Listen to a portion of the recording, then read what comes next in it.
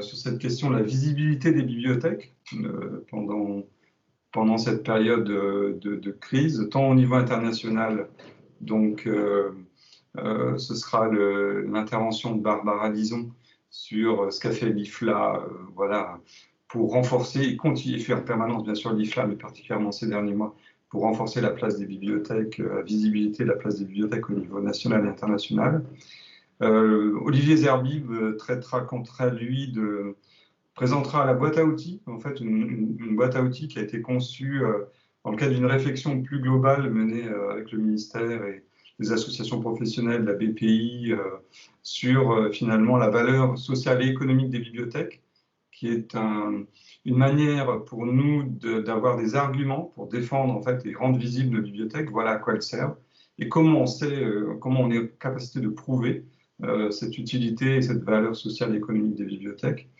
Et puis, on terminera avec deux exemples plus concrets de deux associations, l'association Biblio-Suisse et puis l'ABF, sur comment on essaye, nous, autant que faire se peut, de rendre les bibliothèques visibles à travers différentes actions. Voilà. Je passe la parole à Barbara Lison. Alors, j'annonce tout de suite, c'est vrai que c'était peut-être pas présent dans le programme, que Barbara Lison interviendra en anglais, mais je pense qu'on est tous très bons en anglais et qu'on va comprendre ce qu'elle va nous dire. Voilà, c'est à vous, Barbara. Merci Xavier. Oui, malheureusement, je ne parle assez bien le français pour faire une intervention comme ça, mais je vais essayer de parler plus lentement et quelques diapositives sont en français aussi. Je crois que ça serait bien avec ça. Et j'ai l'honneur d'être invitée de vous. C'était un très grand honneur pour moi. Et je suis la présidente de l'IFLA d'août dernier. Ça veut dire à peu près 3 mois ou 2 mois. Et naturellement, je me suis engagée à IFLA déjà quelques années. Alors,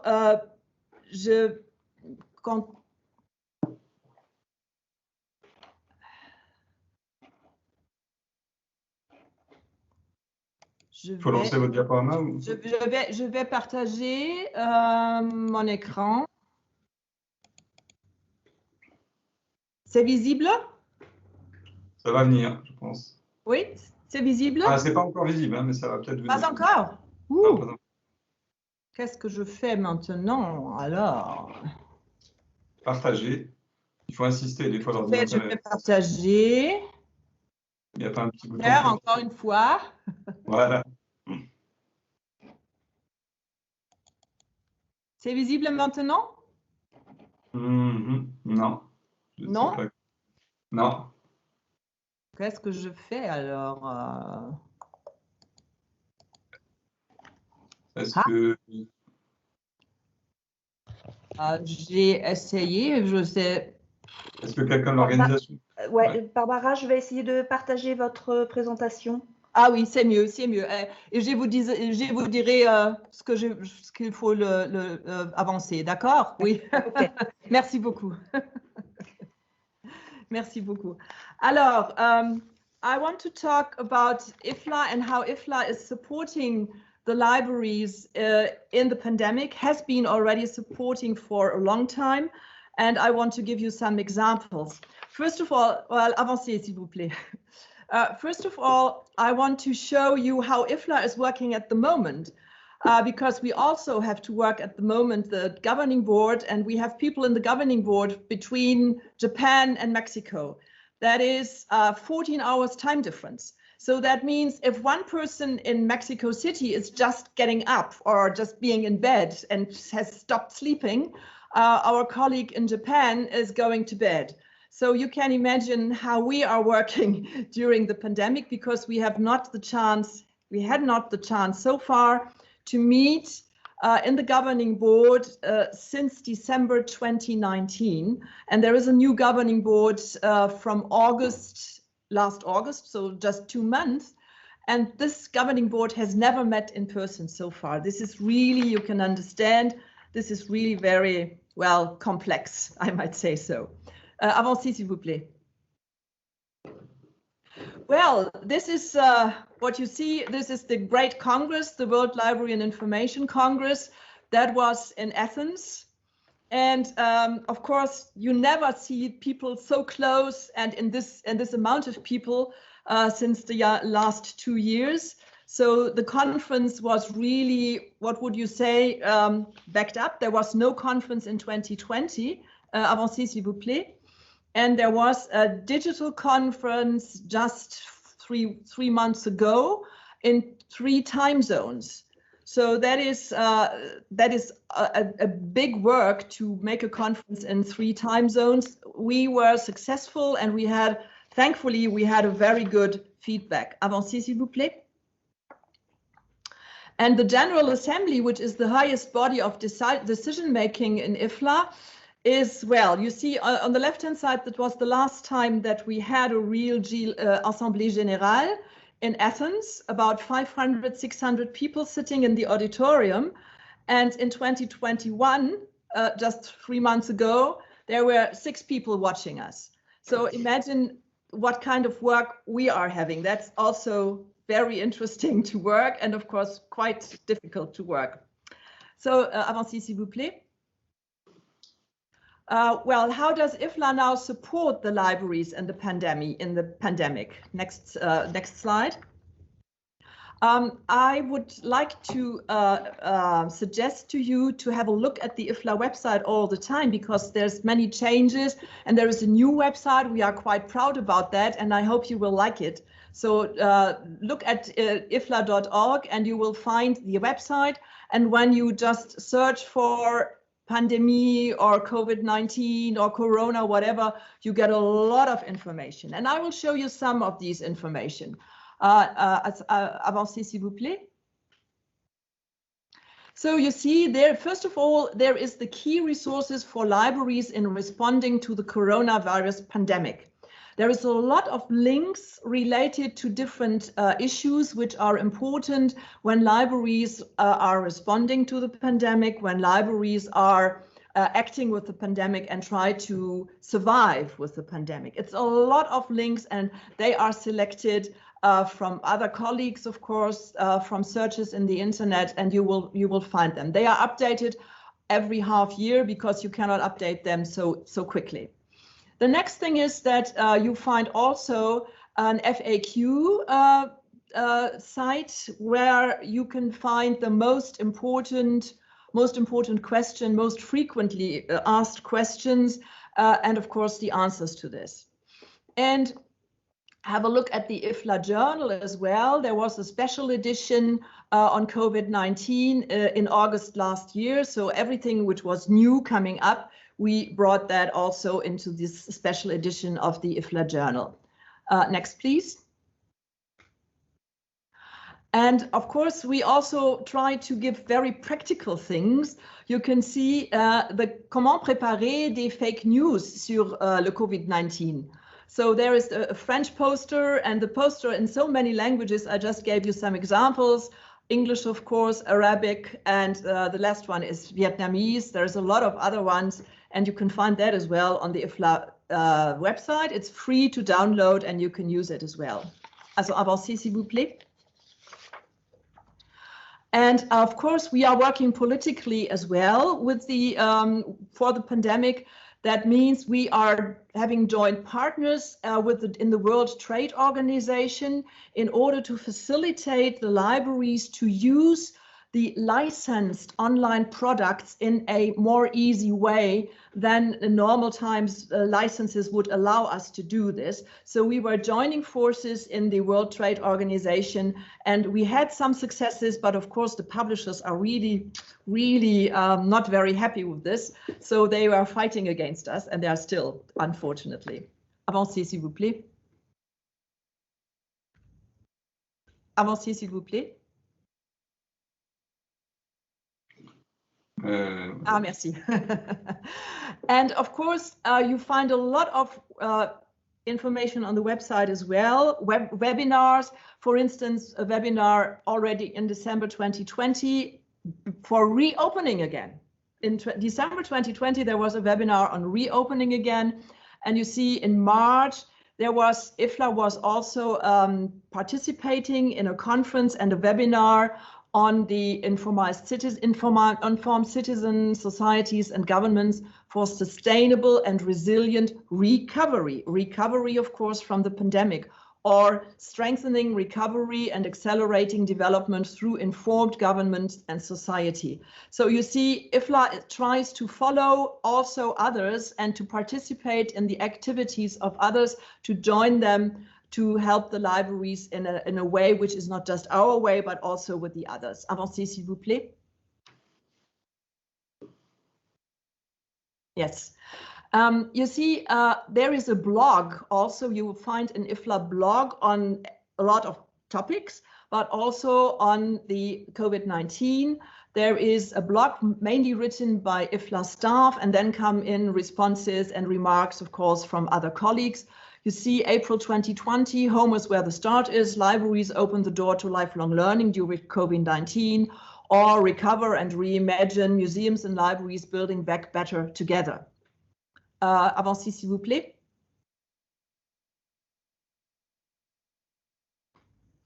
Avancez, s'il vous plaît.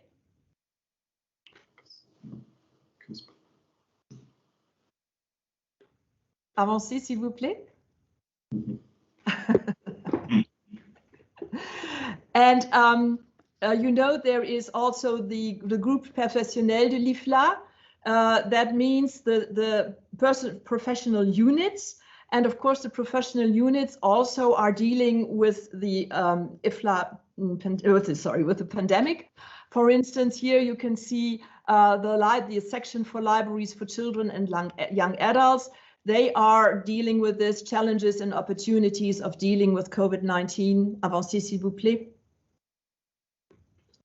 And of course, also the parliamentary library and research section is working on how parliament libraries survive in the IFLA, in the corona pandemic, not the IFLA pandemic, and the corona pandemic, of course.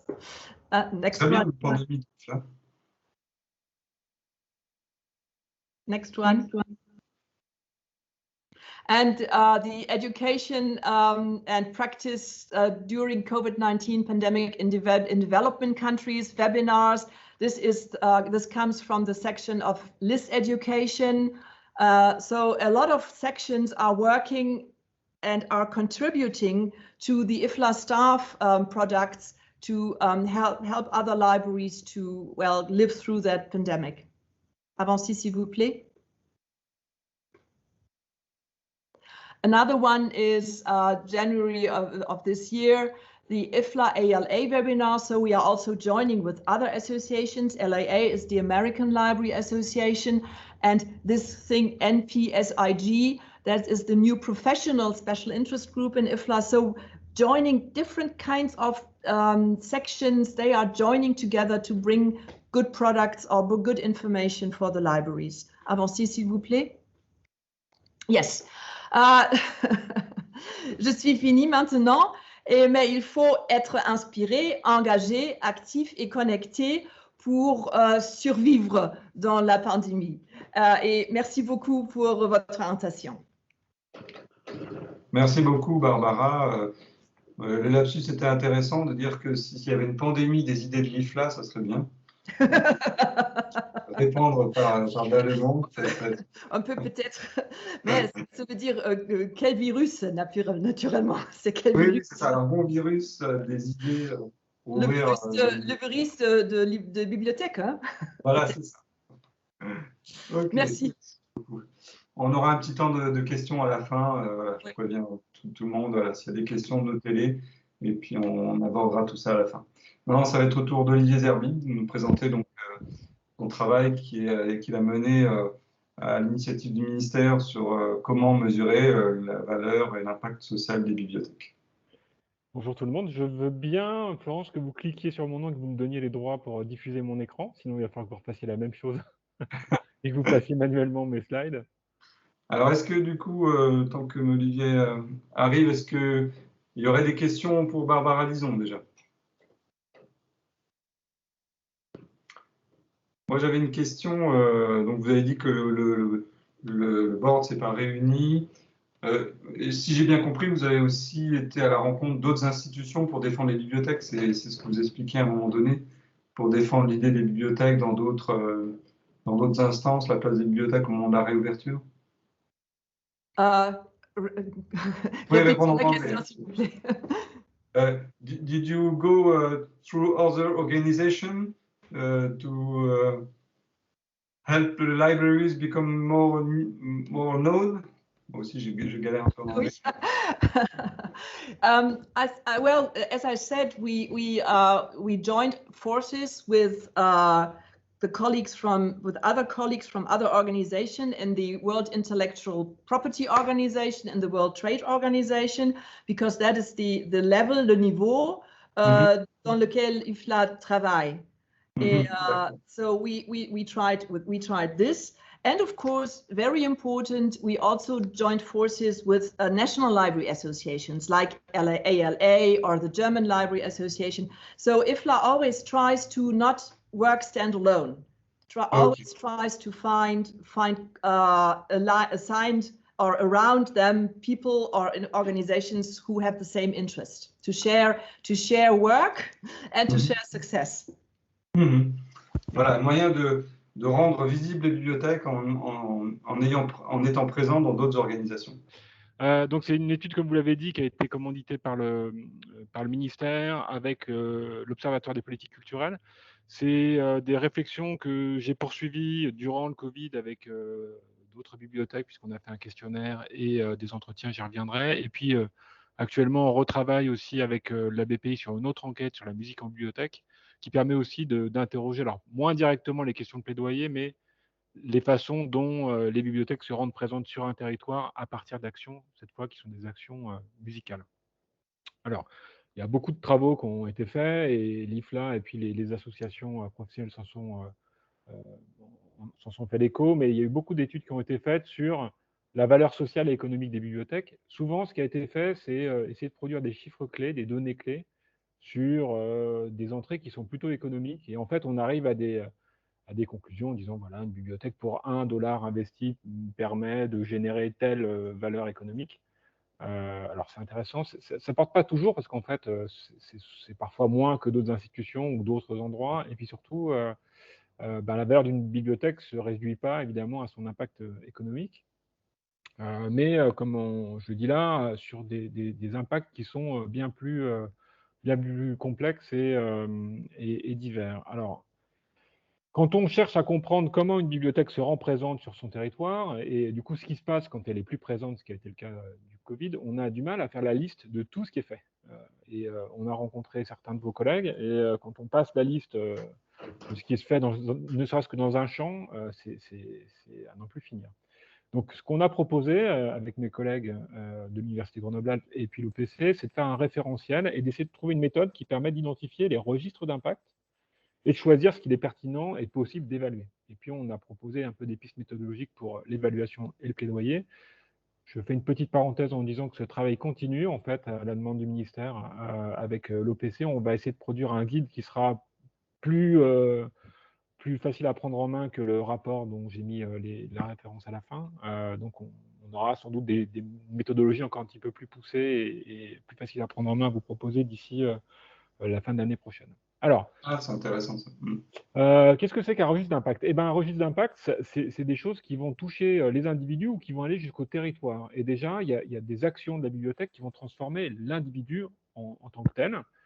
Par exemple, des facultés cognitives, des facultés de se concentrer, des manières de se construire soi par la fiction, par la poésie, tout ce qu'on peut imaginer. Et puis des choses qui vont s'éloigner des individus pour aller vers les groupes et de plus en plus des réseaux de plus en plus larges dans lesquels s'intègrent toutes les pratiques qui sont hébergées par les bibliothèques, et puis les partenariats qui font vivre ces pratiques. Une pratique de lecture, ça vient à la bibliothèque et à l'usager de la bibliothèque par tout un tas de circuits, la collaboration de libraires, d'éditeurs, d'auteurs, évidemment, tout ça rayonne. Et donc, cette activité-là, cette pratique, elle peut s'inscrire de manière très large. Alors, on a mis des registres d'impact qui vont jusqu'à l'attractivité du territoire, et comment on organise tout ça?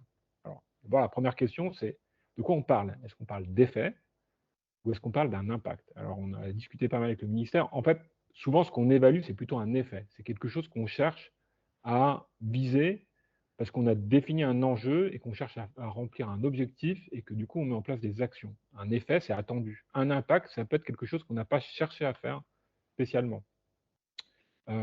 Les professionnels qu'on a souvent rencontrés nous parlent plutôt de ce qu'ils font, leurs actions, pas tellement les objectifs et encore un petit peu moins souvent les enjeux. Souvent, on fait des choses dans une bibliothèque ou dans tout un tas d'institutions et on oublie les raisons pour lesquelles on les fait, en fait. Alors, quel est le sens que ça peut avoir? Et se lancer dans une démarche d'évaluation et de plaidoyer, c'est avant tout revenir sur les enjeux qu'on cherche à poursuivre. Alors, en se basant sur une revue de littérature et avec une série d'entretiens, on a proposé 5 grands registres d'enjeux, donc 5 grands thèmes autour desquels les bibliothèques organisent leurs actions, des choses que vous cherchez à faire. Alors, le premier, c'est augmenter l'activité culturelle du territoire. C'est souvent un champ sur lequel vous êtes attendu et reconnu.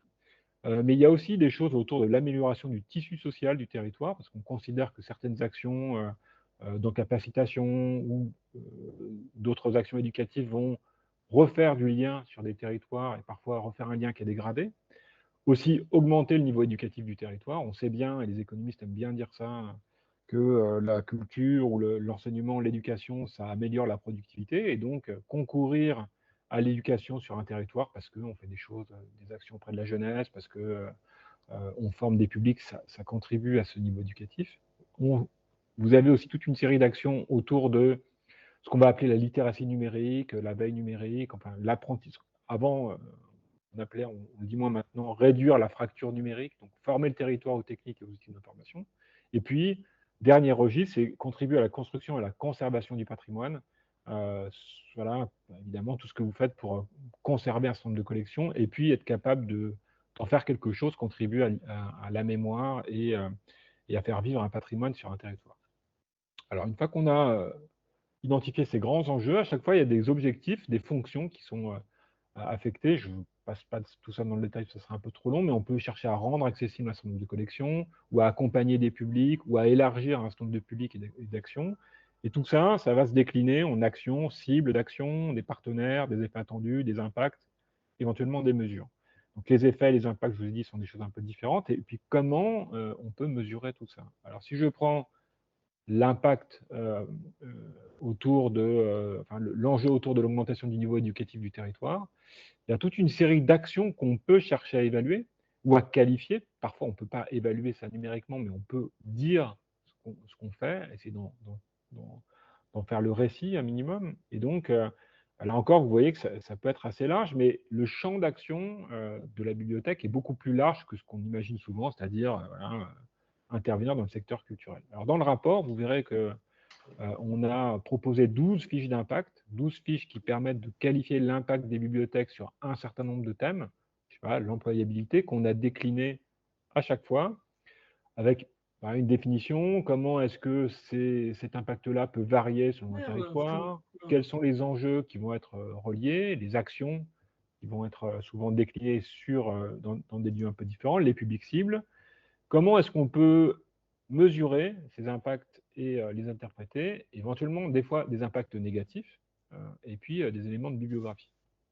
Voilà, donc ça, vous retrouverez ça dans le rapport, je ne vais pas m'attarder là-dessus. Ce qui est plus intéressant, c'est comment est-ce qu'on passe du coup de l'évaluation à de la justification. Comment est-ce qu'on rend visible l'action de la bibliothèque? D'abord, ce qu'il faut comprendre, c'est qu'on évalue en ayant en tête des destinataires de l'évaluation. On ne l'évalue pas tout seul, on l'évalue pour du personnel politique, des adjoints, éventuellement des partenaires avec qui on est engagé ou des collègues en interne. Et l'évaluation en fonction de ces destinataires n'est pas tout à fait la même. Mais ce qu'on cherche à faire, c'est à construire des enjeux communs, revenir sur les enjeux, et par exemple faire comprendre à des élus que non, la bibliothèque n'intervient pas que dans le secteur culturel, elle intervient aussi dans le secteur éducatif ou dans des choses en lien avec la cohésion des territoires. Tout ça, ça veut dire qu'il faut se mettre d'accord sur ce qu'on fait vraiment, et éventuellement, par moment, il peut y avoir des controverses.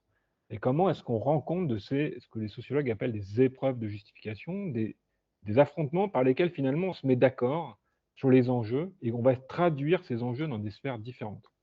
Alors je vous en donne 2 exemples. développer le prêt de livres numériques, ce qui est fait depuis maintenant quelques années quand même par un grand nombre de bibliothèques, c'est d'abord expérimenter un nouveau service. Donc investir un nouveau territoire, investir le numérique par exemple, et réinventer des relations avec les distributeurs, euh, avec les éditeurs, avec les libraires, avec les lecteurs aussi. Ça, c'est intéressant pour un certain nombre d'acteurs qui sont engagés dans ce qu'on appelle une culture du projet, qui aiment faire projet, donc développer des nouveaux partenariats, etc. Ça prend un sens particulier pour ces acteurs-là, avec des valeurs comme celles du dynamisme, de l'ouverture, de l'innovation. Pour d'autres, c'est un défi technique.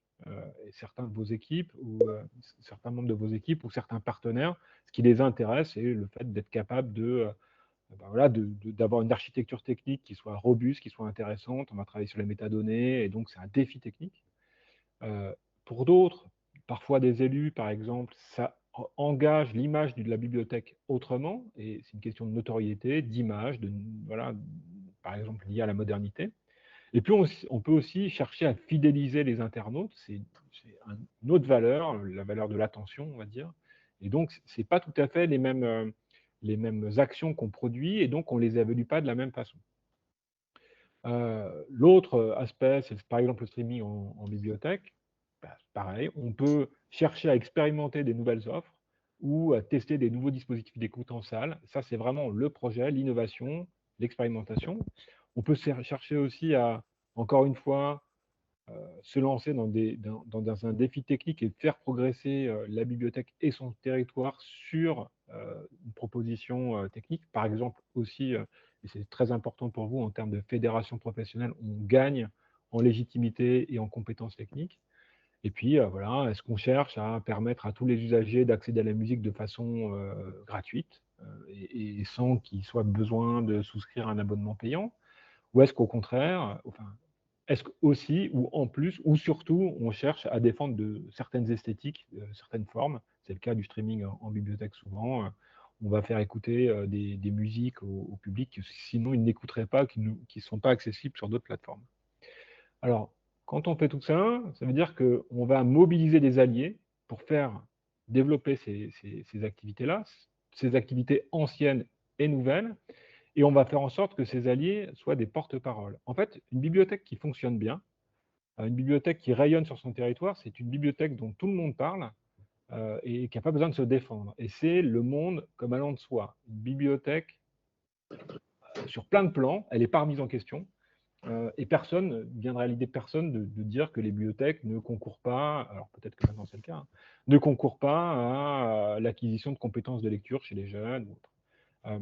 Par contre, dans des situations de changement, et c'est peut-être des situations que vous connaissez en ce moment, les rôles doivent être redéfinis, stabilisés à nouveau, et il faut que vous ayez des porte-paroles sur votre territoire. Une stratégie d'évaluation, ça permet d'enrôler vos partenaires pour qu'ils parlent de vous au moment de l'évaluation. C'est ça qui est intéressant dans l'évaluation, c'est pas le faire tout seul dans son coin, en brassant du chiffre et en sortant des taux d'emprunt, c'est faire en sorte que les partenaires avec qui vous travaillez soient dans une logique en se posant eux-mêmes la question de savoir comment ils travaillent avec vous, et en quoi le fait de travailler avec vous change leurs actions. En fait. Alors c'est valable pour vos partenaires, et c'est valable évidemment aussi pour ceux qui sont les destinataires de vos actions, vos usagers. Voilà en gros ce que j'avais à dire en 10 petites minutes, mais je développerai si vous avez des questions. Donc on y reviendra après. Merci beaucoup Olivier Derbib pour cette présentation.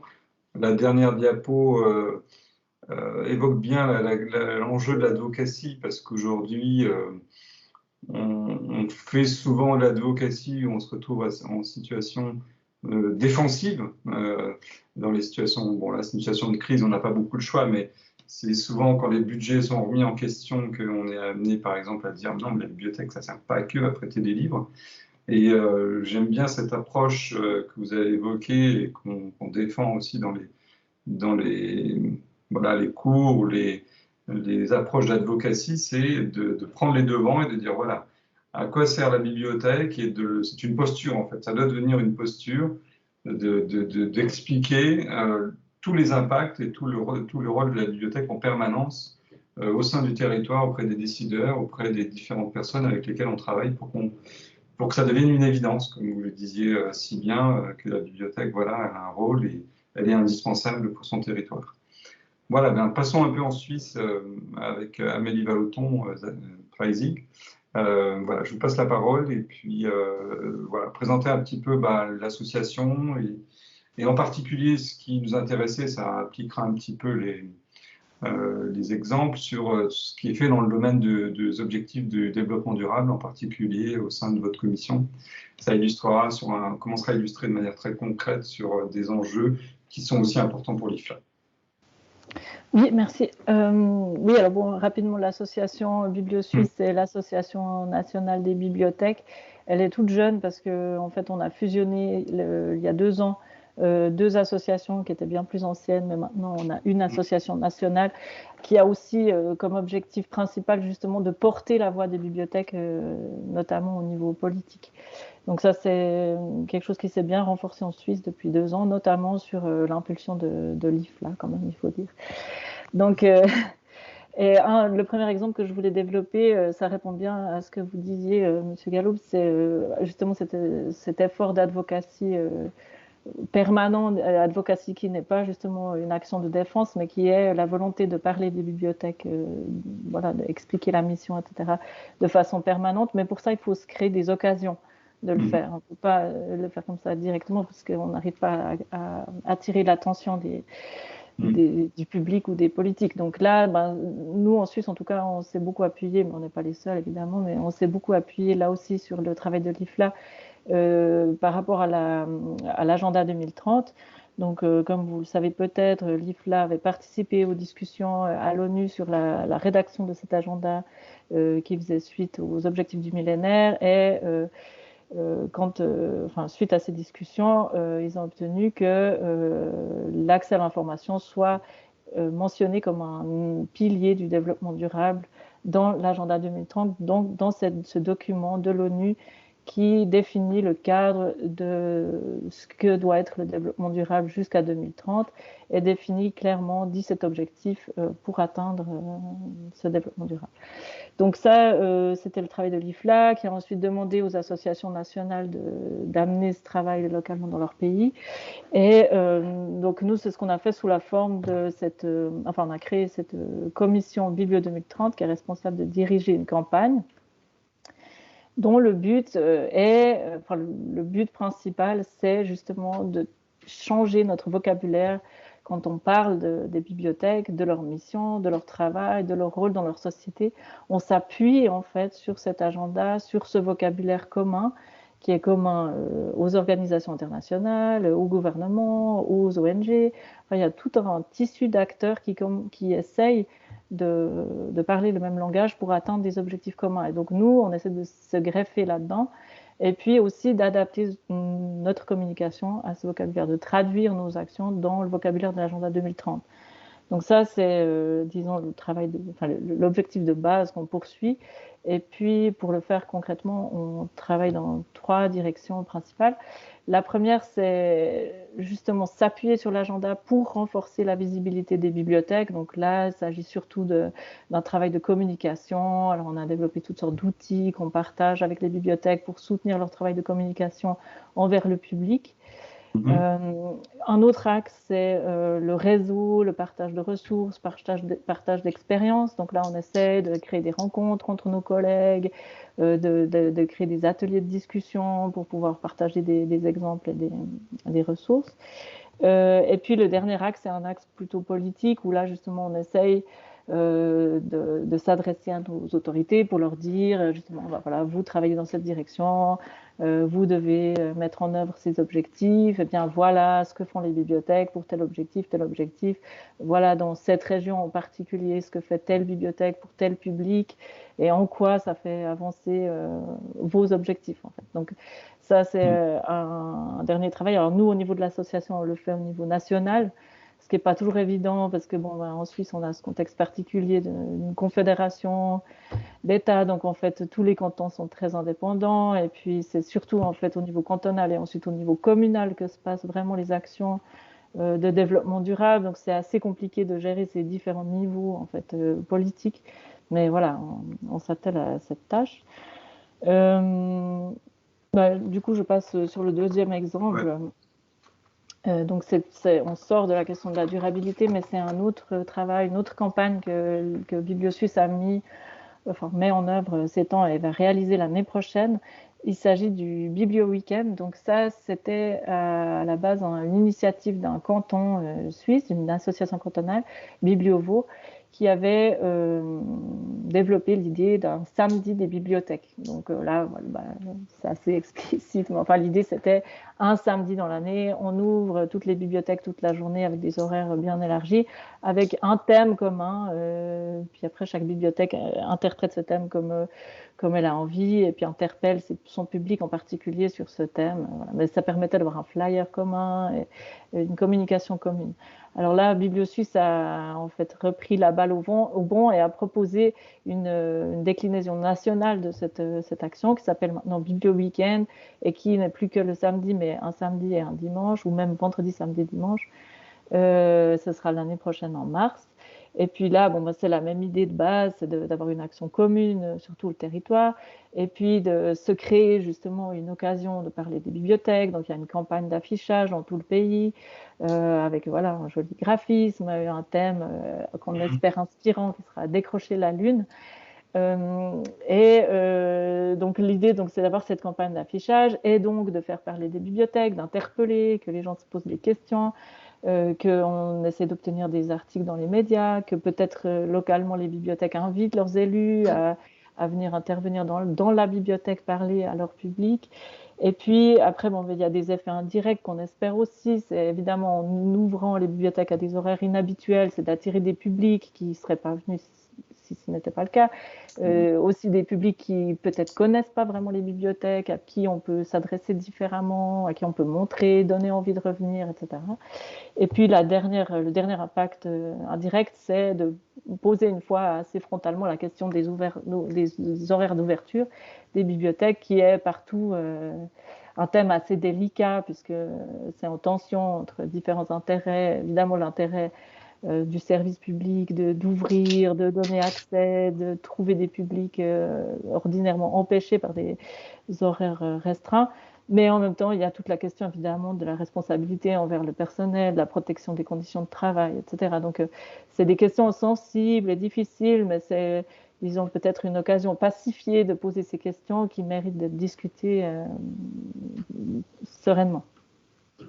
Okay. Voilà. Le dernier point que vous m'aviez demandé d'aborder, c'était le travail de l'association par rapport à la formation des professionnels. Donc ça, c'est vrai que c'est aussi une grande question parce que ça ne fait pas encore vraiment beaucoup partie de tous les programmes, en tout cas. Sur l'advocacy. Pas dans toutes les écoles, voilà. Ouais. Advocacy, lobbying. Alors là, l'association elle est responsable de mettre en place un programme de formation continue pour toute la Suisse. Et puis, bien sûr, ça fait des années qu'il y a des formations de communication, de marketing, etc., mais pas directement d'advocacy. Alors, on avait essayé de proposer une journée de formation continue, mais il n'y avait pas assez d'inscrits, donc on a abandonné. Et puis, on s'est rabattu en fait sur la campagne Biblio 2030 pour faire ce travail un peu en venant de biais sur ces questions. Et puis, en fait, donc on avait une journée de formation continue pour ces questions. On l'a fait en Suisse romande et en Suisse alémanique. Ça, c'est bien, ça a eu du succès. Mais le coût de la formation, en fait, nous empêche d'atteindre tous les collègues qu'on voudrait. Et puis donc, on a mis maintenant depuis 2 ans en place un autre système, donc parallèle au programme de formation continue, qui est une tournée nationale, en fait, où on demande aux bibliothèques cantonales de préparer bibliothèque municipale, ça dépend, mais enfin de préparer pour leur région une soirée ou un après-midi où c'est la bibliothèque qui invite les collègues de la région à participer à cet événement et puis invite BiblioSuisse à venir, ou la commission Biblio 2030 à venir présenter la campagne, etc. Puis on fait un petit atelier. Alors c'est l'avantage d'être assez rapide, on atteint beaucoup de monde, mais on a évidemment moins de temps pour aborder toutes les questions d'advocacy. Alors, on le fait évidemment puisque c'est une campagne d'advocacy en soi, mais on peut moins développer d'autres outils, etc. Et puis, la dernière occasion qu'on a pour parler à nos collègues ou nos futurs collègues, là, en l'occurrence, c'est qu'on on arrive aussi par le biais de Biblo 2030 à se faire inviter dans les hautes écoles pour présenter ce travail. Ça nous permet d'aborder d'autres questions voilà, plus larges. D'accord. En tout cas, je trouve ça assez remarquable, cette volonté à travers vous parlez de Biblio Weekend, que c'est l'association quand même qui crée l'événement. Je trouve ça assez une belle idée. Et, voilà, j'espère que ça va fonctionner et que ça va prendre de l'ampleur. En France, on est plutôt sur un travail lié à des événements nationaux, donc je suis aussi de voir que ça peut venir aussi de l'association qui crée l'événement. Pour garder un temps de questions, je vais évoquer 2-3 exemples pour l'association de l'ABF, l'association des bibliothécaires de France. Quelque chose qui est dans l'actualité, enfin qui va être dans l'actualité, puisqu'on a interpellé, pour ceux qui s'en souviennent, à l'occasion de la précédente élection présidentielle en France, des candidats à l'élection présidentielle avec Bibliothèques sans frontières sur l'action de la proximité des bibliothèques. Donc il y avait une vidéo virale qui avait été diffusée à la fois sur Facebook et sur YouTube en mettant en scène un enfant qui devait aller à la bibliothèque et qui devait changer 3 fois de moyen de transport. Après, il y avait encore une petite marche. Et ses parents lui disaient « Oui, mais tu ne peux pas y aller tous les jours, c'est trop compliqué. » Et donc, voilà, on avait dit qu'est-ce que les futurs candidats ou les députés feront pour améliorer la proximité des bibliothèques. Il y avait une pétition qui était sur Change pour mobiliser aussi les citoyens qui permettait d'interpeller les candidats à la députation aussi. Certains se sont engagés, n'ont pas été élus, mais on a quand même eu 8 députés qui avaient signé cette pétition, qui ont été élus et sur lequel on peut s'appuyer pour un certain nombre de questions sur les bibliothèques. Et vous le savez, en tout cas pour les collègues français, que donc il y a la loi sur les bibliothèques qui est en cours de vote et qui est passée, qui devrait être adoptée prochainement et qui assurera un certain nombre de choses, même si elle est loin d'être parfaite, mais il y a beaucoup de bons éléments dans cette loi.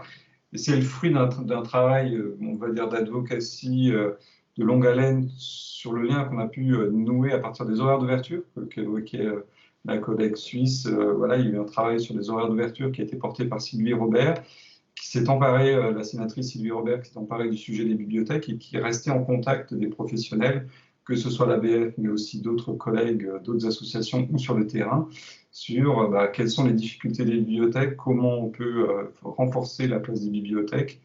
Et voilà, il a abouti dans sa réflexion sur il y a une nécessité d'une loi et qu'est-ce qu'on y met dedans. Et donc, on a été associé sur cette réflexion.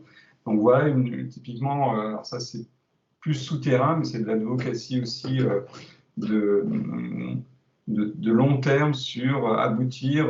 Finalement, notre objectif, c'était en tout cas de renforcer la visibilité et la force des bibliothèques, et ça peut se traduire par une loi qui ne résoudra pas tous nos problèmes, mais qui va donner une certaine assise à l'existence des bibliothèques, puisque vous savez qu'il y a une loi sur les musées, mais pas sur les bibliothèques en France. Donc voilà, ça donne quand même quelque chose, ça donnera une consistance, même si elle ne résoudra pas miraculeusement tous nos problèmes de moyens, RH et toutes nos difficultés au quotidien, mais ça permettra de rendre les bibliothèques plus solides. Et le deuxième exemple, c'est sur la campagne qu'on a fait à l'occasion des élections municipales, où on a fait des cartes postales qui ont été mises à disposition à la fois des collègues et aussi qu'on pouvait proposer aux lecteurs pour interpeller les candidats aux élections sur un certain nombre de sujets. Il y avait 4 sujets sur la question de la gratuité ouverte à tous, la question de la formation, du rôle de la formation, ça s'appelait les bibliothèques forment les publics, donc c'était des cartes postales recto verso avec une image et un texte avec un chiffre, justement, on en parlait avec Olivier Zerville, on s'appuyait sur des chiffres de différentes études. La bibliothèque vous accompagne vers le numérique, donc là aussi on expliquait le rôle des bibliothèques sur la formation numérique, et puis la proximité qui est aussi un sujet important que l'ABF porte régulièrement, donc aussi 91% des Français mettent moins de 20 minutes pour se rendre à la bibliothèque. Que se passe-t-il dans votre commune? Et voilà, ces cartes postales étaient autour de l'élection, mais on peut encore les utiliser aujourd'hui pour demander aux gens, aux élus, qu'est-ce que vous faites pour renforcer la place des bibliothèques? Est-ce que la bibliothèque est proche? Est-ce que vous avez conscience qu'elle forme les gens tout au long de l'année? Enfin voilà. Donc c'est aussi une boîte à outils, comme l'évoquait Amélie Vallotton, aussi une boîte à outils qu'on peut utiliser à d'autres moments et aujourd'hui pour renforcer la place des bibliothèques. Voilà, je n'en dirai pas plus. On a d'autres sujets comme la charte BibLibre aussi qui peut être utilisée comme outil d'advocacy auprès des décideurs. En attendant qu'il y ait des questions, peut-être qu'Amélie Vallotton, vous parliez d'outils que vous mettiez à disposition. Quel type d'outils, quel exemple vous pourriez nous donner aussi par rapport à ce que vous donnez à vos collègues pour faire l'advocacy? Oui, merci. Alors, on a différents types d'outils, mais alors on a un set d'outils communication. Alors là, c'est tout un travail visuel. On a des flyers adaptables où justement la bibliothèque peut adapter le flyer à son programme, par exemple en utilisant, enfin si elle a un programme d'animation, voilà, 2030, eh ben, on utilise tous la même charte graphique, comme ça permet voilà, d'augmenter la visibilité, de clarifier le message. On a aussi des sièges, on peut commander des sièges sur lesquels on peut s'asseoir, mais qui a aussi des faces visibles avec les objectifs de l'agenda, enfin, des flyers. Des sièges, oui, sièges. Ouais. On a aussi des marque-pages, voilà, tous les outils de communication un peu traditionnels. Et puis, sinon, on a aussi mis en ligne avec un outil gratuit, là, un Padlet, comme il s'appelle, où on a en fait différents chapitres. Et puis là, on a plutôt des outils pour les collègues, disons, pour réfléchir à la thématique. On a des exemples pour chaque objectif de l'agenda, de quelle action pour les bibliothèques. On a des partenaires, on a de la documentation, des bibliographies, enfin toutes sortes d'outils alors là, pour les collègues. Pour les collègues se préparent à travailler sur le sujet. Quoi. Là, voilà, exactement. Oui. Barbara, vous vouliez intervenir, oui? Yes, I want to congratulate the Swiss colleagues because yes, they were really almost the first who took over the 2030 agenda and not only took it and tried to deliver it, but they also were inventive and they did some seminars and they invented even, I think was it chairs or something like that for the library. So the Swiss colleagues were really very much advancing in this, and EFLA was really thrilled by your activities in Switzerland. So I just wanted to comment on that and congratulate this for you. Alors moi j'avais aussi une question à Olivier Zerbi, peut-être sur. Vous aviez donné un exemple. Quels sont les moyens finalement que vous proposez pour aller chercher des indicateurs ou des outils d'impact, enfin, voilà, dans les 12 fiches, qu'est-ce que vous évoquez comme différentes solutions? Déjà, l'idée, c'est que souvent, on a en tête le fait que faire une évaluation, c'est faire une évaluation chiffrée déjà. Et donc, il faut sortir des indicateurs. Puis alors, souvent, on vous les demande, donc, à combien de livres, combien de disques sortent, etc. Mais en fonction de certains de vos interlocuteurs, ça peut être aussi faire un récit. Et ça, on n'y pense pas nécessairement. Les élus, et notamment les élus locaux, sont assez friands de récits d'usagers, de témoignages, en fait, qui habitent un peu les choses. Alors, c'est un peu à l'image de ce qui se fait dans la presse locale par moment, mais convoquer des témoignages, ça peut très bien marcher. C'est tout à fait légitime aussi s'ils sont un peu réfléchis et un peu différenciés. Donc, en fait, c'est vraiment essayer de se dire qu'est-ce qui pose problème et sur quoi est-ce qu'on est attendu. Et aussi, ce qui est important, je pense, dans le discours qui est produit, c'est essayer de traduire des actions dans des mondes un peu différents. Donc, l'exemple que je donne souvent, c'est est-ce qu'on intervient dans la culture ou est-ce qu'on intervient pour la créativité? Et le terme de créativité, par exemple, dans le champ économique, c'est en ce moment très à la mode. Moi, je travaille dans un IAE. Effectivement, le fait de dire qu'on est capable de rendre plus créatif un certain nombre de personnes sur un territoire, c'est central. Voilà. Alors, c'est la même chose que ce que vous faites, simplement, c'est traduit différemment. Et ça veut dire que pour une bibliothèque, il y a un moment, c'est important d'avoir dans l'évaluation, dans la boucle d'évaluation, un élu à l'économie et pas uniquement un élu à la culture. Parce que là, vous changez de registre, pour le coup, et vous êtes pris beaucoup plus au sérieux dans certains mondes dans lesquels il s'agit de libérer des fonds que si vous êtes cantonné vraiment à ce champ culturel. Alors, c'est pareil pour l'éducation. budget de la culture est de 1%, le budget de l'éducation au niveau de l'État est quand même aux environs de 40%, je crois. Voilà. Est-ce qu'on monte en compétences? Est-ce qu'on veut être vu et entendu dans d'autres champs? Et encore une fois, ce qui est le plus important, au-delà des indicateurs, c'est que ce soit les autres qui vous les fournissent et que, par exemple, je ne sais pas, des écoles se rendent compte qu'elles font beaucoup de choses avec vous. Ce qu'elles ne font pas forcément, c'est tellement ancré dans leur quotidien qu'elles oublient le fait qu'elles font énormément de choses avec vous. Et un moment d'évaluation, c'est aussi se rendre présent auprès de ses partenaires en disant est-ce que vous pouvez témoigner pour nous, en fait, en nous donnant des chiffres, des infos, et le fait qu'eux le fassent, c'est eux qui parleront pour vous, en fait. Et c'est ce qu'il y a de mieux, quand on n'est pas obligé de se défendre tout seul, quoi. Ouais, mais ça, c'est extrêmement important. Ça me frappe effectivement de se dire qu'on s'est beaucoup, et c'était à un moment donné, on s'est beaucoup auto-justifié à travers les statistiques de fréquentation, d'inscription, enfin, et même de fréquentation. À un moment donné, on s'est dit, voilà, il y a tant de % de la population qui fréquente, donc on agit, on est important, mais voilà, au-delà de ces indicateurs, on va dire, quantitatifs qui restent importants, mais il y a tout cet aspect un peu qualitatif, ou même un peu ce que vous évoquez, qu'on évoque avec l'anglicisme storytelling, d'être capable de dire, voilà, il y a quelqu'un qui est venu me dire que grâce à un bouquin, ou grâce aux séances de conversation à la bibliothèque, ça lui a permis de trouver un boulot. Si on est capable d'avoir ce genre de témoignage, ça va être davantage parlant pour un élu, de lui dire, voilà, j'ai des personnes qui viennent et ça leur a servi à ça. Donc, pensons aussi, chacun d'entre nous, c'est pour ça que je parlais de posture, de noter à un moment donné ce genre de choses. Parce que si on ne le note pas sur le moment, on va l'oublier. Enfin, c'est aussi avoir cette vigilance, au-delà du temps d'évaluation ou de la sollicitation de partenaires sur même des évaluations formalisées, un peu des réunions, de noter aussi ce genre de témoignages, d'actions qui ont eu un impact non directement lié à l'emprunt.